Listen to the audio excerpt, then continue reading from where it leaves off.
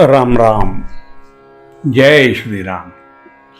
श्रीमद वाल्मिकीय रामायण अयोध्याकांड सर्ग 100. हा सर्ग सुरू करण्यापूर्वी आपण या सर्गाविषयी थोडा विचार करणं हे मला क्रमप्राप्त वाटतं. आम्हा भारतीयांच्या मनामध्ये रामराज्य यावे अशा प्रकारची एक अद्भुत कल्पना आहे. साऱ्यांनाच तसं वाटतं आणि वेगवेगळ्या वेळेला प्रसंगानुसार आपण सारे त्याचा उच्चार करत असतो. रामायणामध्ये या सर्गामध्ये 100व्या चित्रकूट पर्वतावरती भरत आणि राम यांची भेट झालेली आहे. ही भेट ही खूप प्रसिद्ध आहे. भरताचा भक्तिभाव श्रीरामचंद्रांचे आपल्या प्रतिज्ञेपासून न ढळणे, आपल्या बांधवांवरती अतोनात प्रेम असणे, प्रजेवरती प्रेम असणे, ह्या सगळ्या गोष्टी असल्या तरी देखील आपल्या पित्याला सत्यप्रतिज्ञ ठरवण्यासाठी म्हणून धर्मामध्ये ज्या गोष्टी सांगितलेल्या आहेत त्यानुसार प्रभू श्रीरामचंद्र हे 14 वर्षेपर्यंत कितीही आग्रह केला तरी देखील वनवासात राहणं पसंत करतात. ते का? त्या प्रश्नाचं उत्तर देखील आपल्याला या सर्गामध्ये आपल्याला सापडेल. श्रीरामचंद्र हे या निमित्ताने भरताला असा उपदेश करीत आहेत की भरता, हे जे राज्य तुला प्राप्त झालेलं आहे ते राज्य तू कशा रीतीने सांभाळतो ते मला सांग, आणि ते कसं सांभाळायला पाहिजे हे मी तुला सांगतो. हा जो उपदेश प्रभू श्रीरामचंद्रांनी या सर्गामध्ये केलेला आपल्याला आढळतो, तो उपदेश म्हणजेच आपल्या मनातली ती जी अद्भुत कल्पना आहे रामराज्याची, त्या रामराज्याच्या कल्पनेचं ते रेखाटन आहे असंच मत झाल्याशिवाय राहत नाही. राजाने कसं असलं पाहिजे, प्रजेचा सांभाळ त्याने कशा पद्धतीने करायला पाहिजे, शत्रूपासून त्याचं रक्षण कसं करायला पाहिजे, आर्थिक आघाडीवरती त्याला कसं जपलं पाहिजे, त्याच्या भावभावनांना देखील कशा पद्धतीने जपलं पाहिजे, संस्कृतीला कसं जपलं पाहिजे, नीती नियमानुसार कसं वागलं पाहिजे, समाजामध्ये वागत असताना सारे कसे मुक्ततेने वागले पाहिजेत, सगळ्यांना सारं काही प्राप्त झालं पाहिजे, अशा पद्धतीची रामराज्याची कल्पना तुम्हा आम्हा सामान्य माणसांच्या मनामध्ये असते.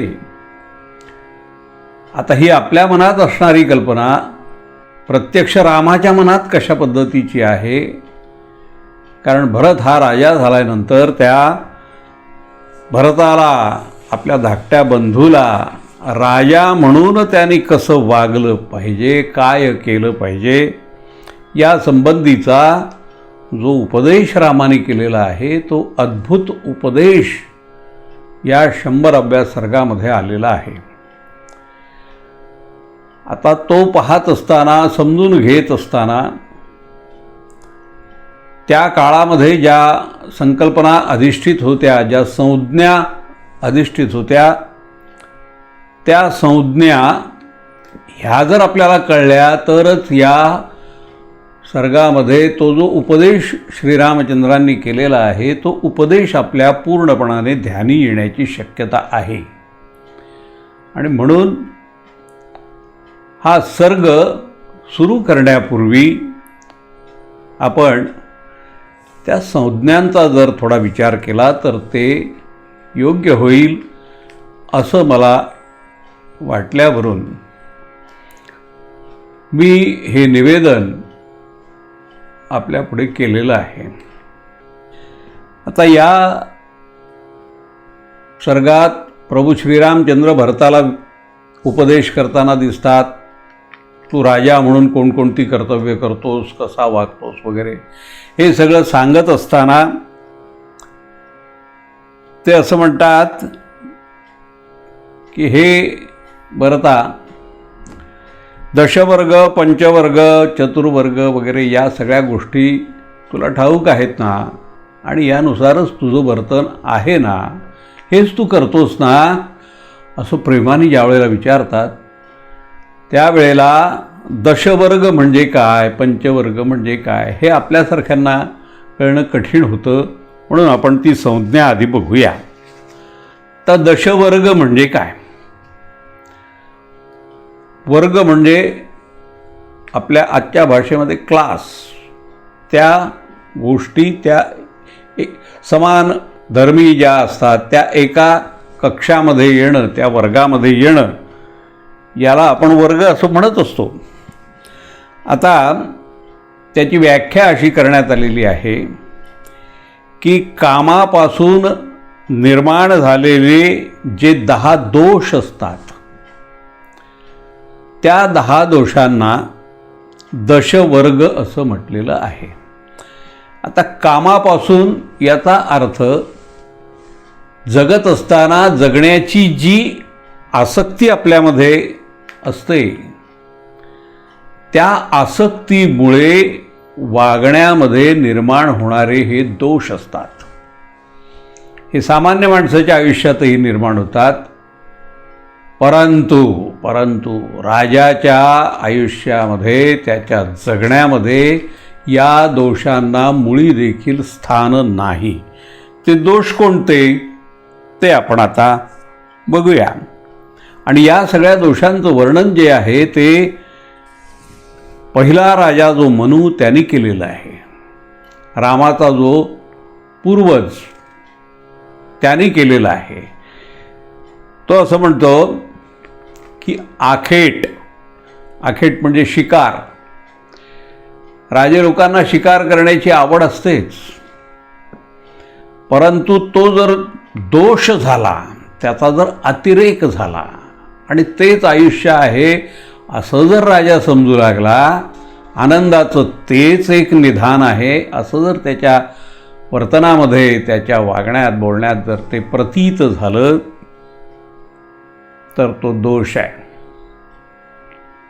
जुगार खेळणं हा सर्वसामान्यांच्या आयुष्यामध्ये दोषच आहे, परंतु तो जर राजाच्या आयुष्यात निर्माण झाला, राजात जर जुगारी बनला तर तो प्रजेचं पालन कसं करेल. म्हणून दुसरा दोष आहे तो जुगार. तिसरा दोष जो वर्णन करण्यात आलेला आहे तो म्हणजे दिवसा झोपणं. राजाने दिवसा कधीही निद्रा घेणं हे त्याज्य आहे, त्याज्य मानल्या गेलेलं आहे. राजाने कधीही दुसऱ्याची निंदा करता कामा नये. त्याचबरोबर राजा कधीही स्त्रीमध्ये आसक्त जर होऊन राहिला तरी देखील त्याचं राज्याकडे दुर्लक्ष होतं आणि म्हणून तो देखील दोष आहे. स्त्रीमध्ये त्याने आसक्त होता कामा नये. राजा हा मद्यपी होता देखील कामा नये. मद्यपान करणं त्याच्याकरता हे अनावश्यक आहे, म्हणून तोही दोष म्हणून मानला गेलेला आहे. त्याचबरोबर ज्या गोष्टी आजच्या जगात तर आपण त्या फार आपल्याला आवडतातच, नाचणं, गाणं, वाद्य वाजवणं आणि व्यर्थच भटकणं, हे सगळे दोष आज आपल्याला विद्यमान सारीकडे दिसतात. तर ते दोष त्या काळामध्ये जर राजाच्या अंगी आले तर प्रजापालनामध्ये तो कुचराई करणं शक्य असतं. आणि म्हणून राजाने हे दशवर्ग जे आहेत या वर्गामध्ये येणारे जे दोष आहेत 10, ते 10 दोष त्यांनी टाळले पाहिजेत असं श्रीरामचंद्र हे भरताला सांगत आहेत. त्यानंतर पंचवर्ग अशी एक संज्ञा इथे येते. हे पंचवर्ग कोणते? तर जलदुर्ग आहेत, पर्वतदुर्ग आहे, वृक्षदुर्ग आहे, इरीणदुर्ग म्हणजे खाऱ्या जमिनीवर जे दुर्ग असतात ते, धन्वदुर्ग म्हणजे निर्जल अशा प्रदेशामध्ये असणारे दुर्ग, असे 5 प्रकारचे दुर्ग आहेत.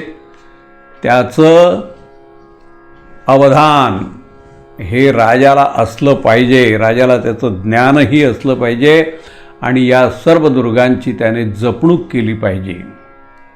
तरच तो यशस्वी राजा म्हणून सिद्ध होऊ शकतो. त्याचबरोबर शत्रूंच्या देखील या गोष्टी त्याला ठाऊक असल्या पाहिजेत.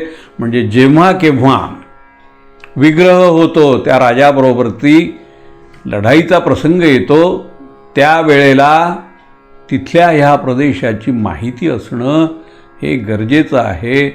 असं सुद्धा श्रीरामचंद्र हे राजा भरताला, राजा म्हणून ज्याची नियुक्ती करण्यात आलेली आहे राजा दशरथाकडनं, त्या भरताला, त्याने राज्य स्वीकारलेलं नाही आहे तरी देखील राजा म्हणूनच प्रभू श्रीरामचंद्र त्याला उपदेश करताना आपल्याला दिसतात. चतुर्वर्ग जो आहे तो कोणता? साम, दाम, दंड आणि भेद हे ते जे प्रकार आहेत ते सारे प्रकार राजाला अवगत असले पाहिजेत. आणि या सगळ्या प्रकारांचा त्याला प्रसंगानुसार, वेळेनुसार, ज्या प्रकारची गोष्ट ज्या वेळेला करणं गरजेचं असतं तशा प्रकारची गोष्ट राजाकडून घडली पाहिजे आणि या कलेचं ज्ञान त्याला असलं पाहिजे. त्यानंतर त्याने आणखी एका गोष्टीकडे लक्ष दिलं पाहिजे आणि ती गोष्ट म्हणजे सप्तवर्ग. आता हे सप्तवर्ग कोणते? तर स्वतः राजा, मंत्री, राष्ट्र, तो ज्या राष्ट्राचा राजा आहे ते राष्ट्र, किल्ला, खजिना, सेना आणि मित्रवर्ग. आता मित्रवर्गामध्ये मित्र खरे असले पाहिजेत, हितशत्रू असता कामा नयेत, पोटात एक ओठात एक असे असता कामा नये, अशा प्रकारचे जे मित्र असतात ते. आणि हे सगळे तर हे देखील राजाने जोखून, पारखून, निरखून त्यांची नेमणूक केलेली असली पाहिजे. अष्टवर्ग. आता हे अष्टवर्ग कोणते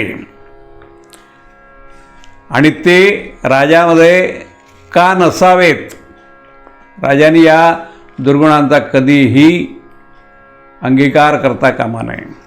एक म्हणजे चहाडी, ते जसं त्याच्यामध्ये हा दुर्गुण नको तसं प्रजेमध्ये देखील हा दुर्गुण निर्माण होता कामा नये, याची काळजी त्याला घ्यावी लागते आणि ती त्याने घ्यायला पाहिजे.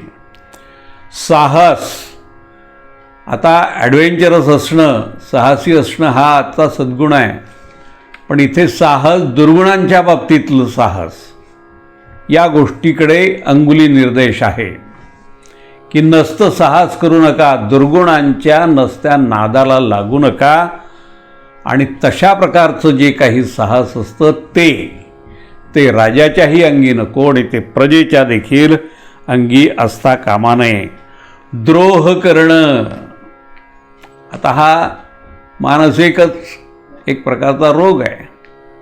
दुसऱ्या विषयीची असूया मनात असली की असूयेचं रूपांतर हळूहळू द्रोहामध्ये होतं. ईर्ष्या असणं हाही स्वभावदोष असतो.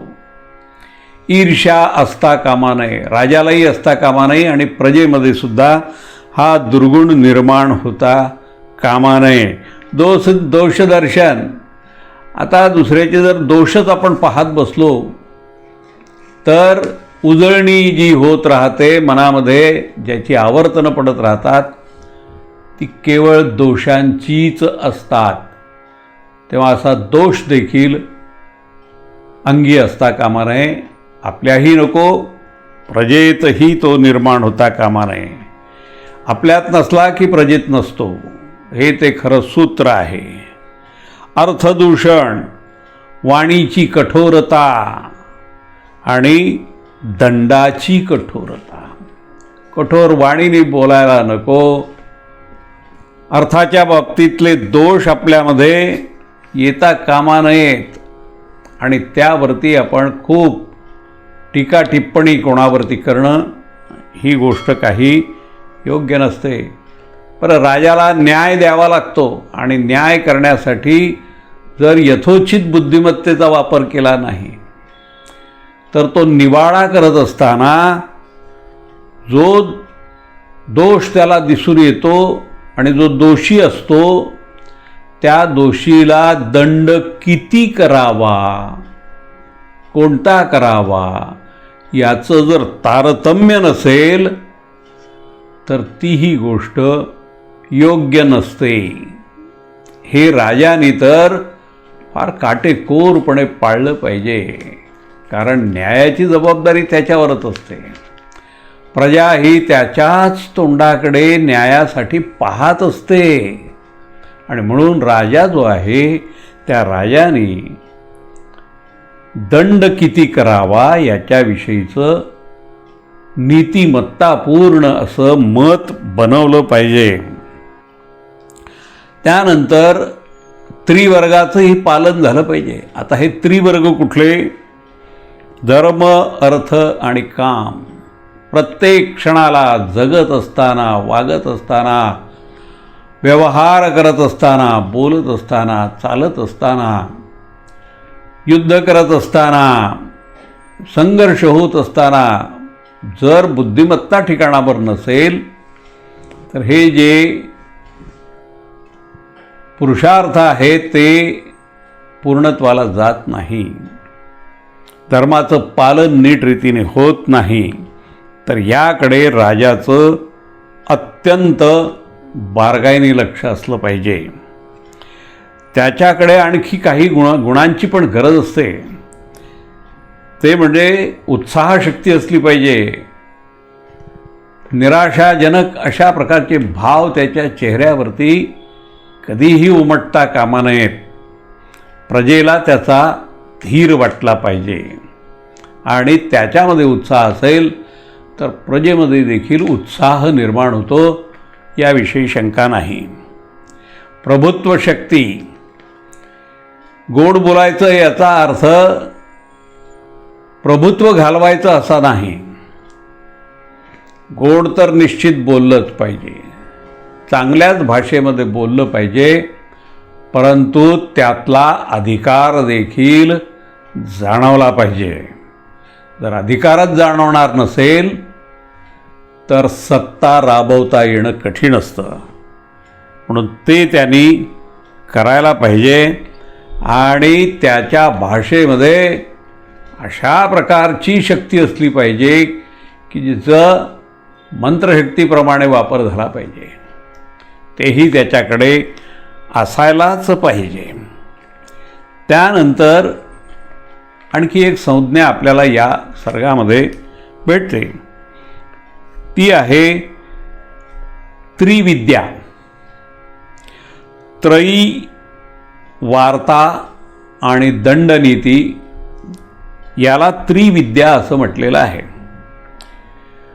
त्रयी याचा अर्थ तीन वेद. अथर्ववेद, सामवेद आणि ऋग्वेद अशी तीनही वेद हे अवगत असलेच पाहिजे. वार्ता, तर वार्ताचा अर्थ कृषी आणि गोरक्षण या संबंधी पूर्णपणाने राजाचा विचार झालेला असला पाहिजे. आता हा काळ लक्षात घ्या.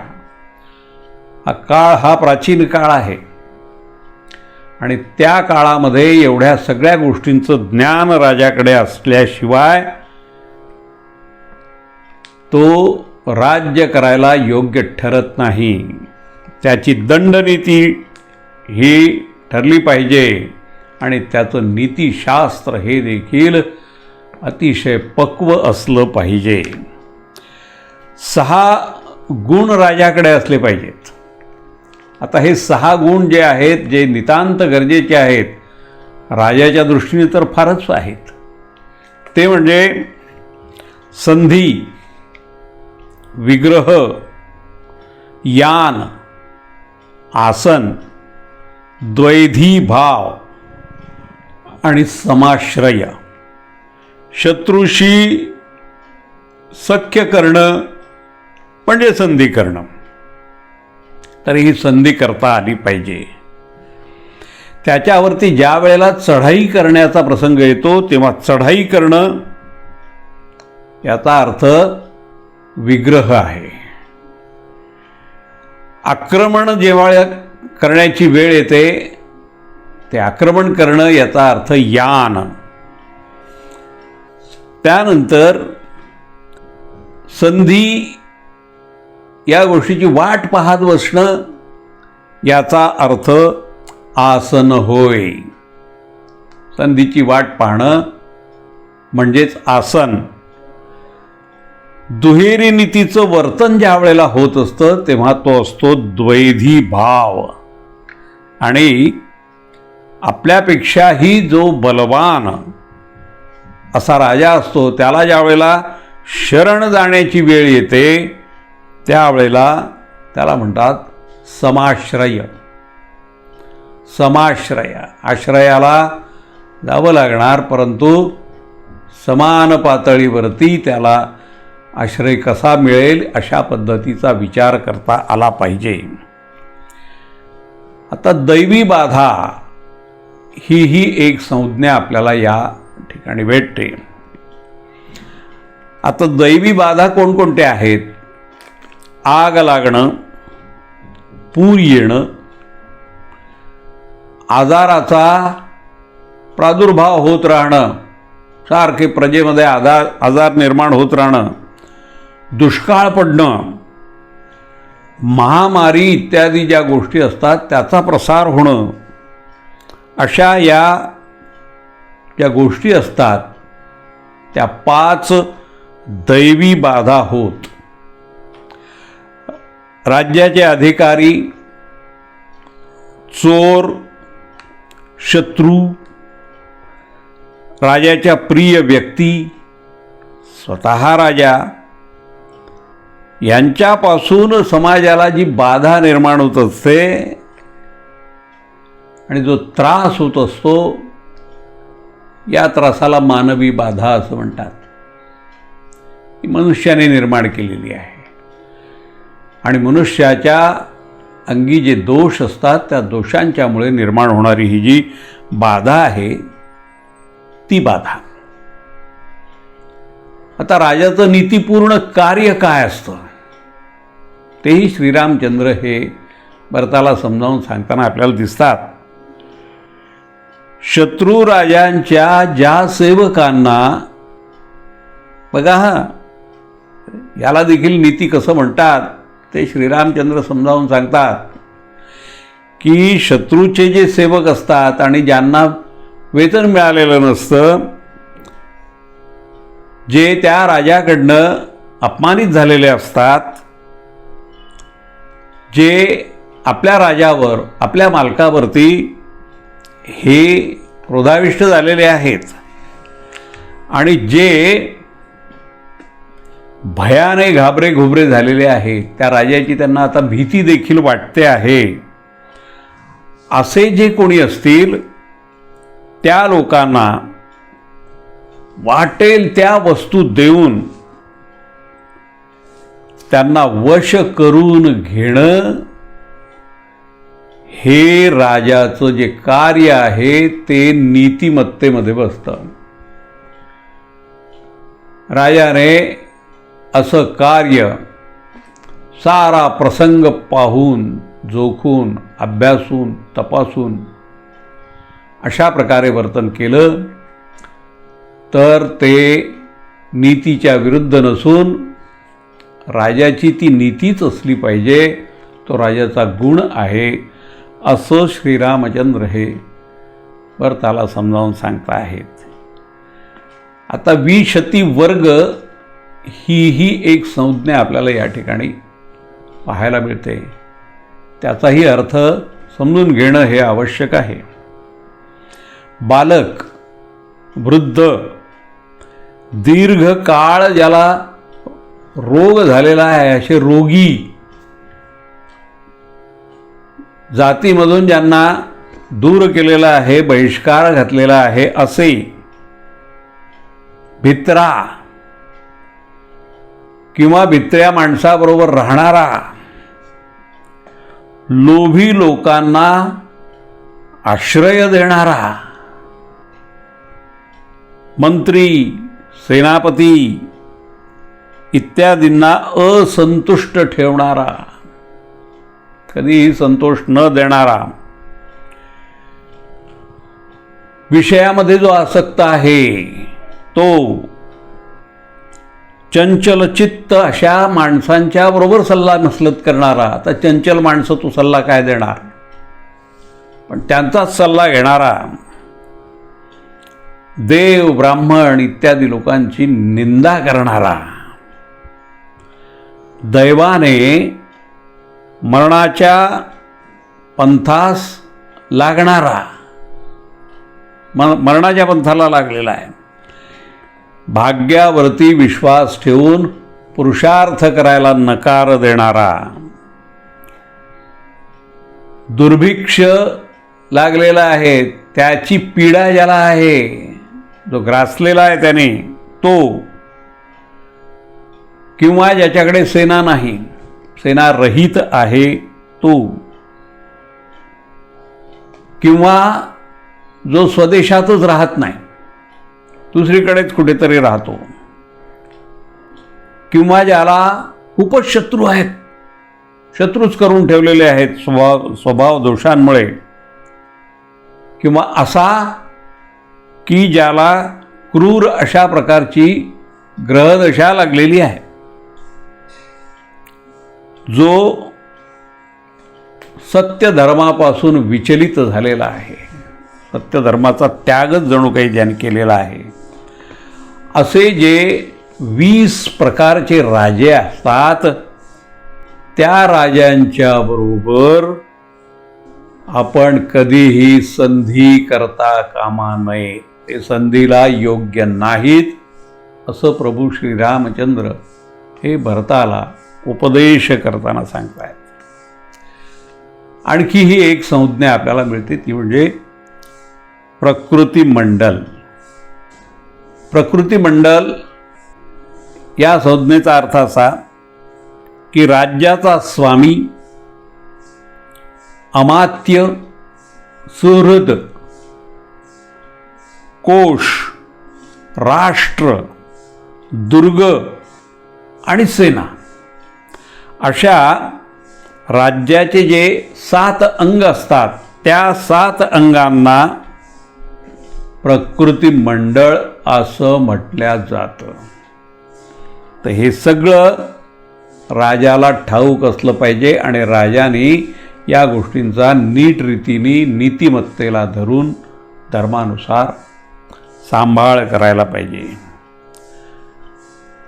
योनी संधी आणि योनी विग्रह अशा प्रकारचे शब्द आपल्याला इथे पुन्हा भेटतात.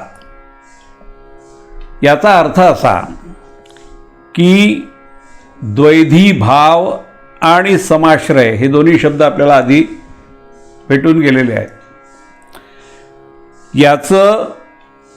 या दोन्हींना योनी संधी असं म्हणतात. द्वैधी भाव आणि समाश्रय. यान आणि आसन यांना योनी विग्रह असं म्हणतात.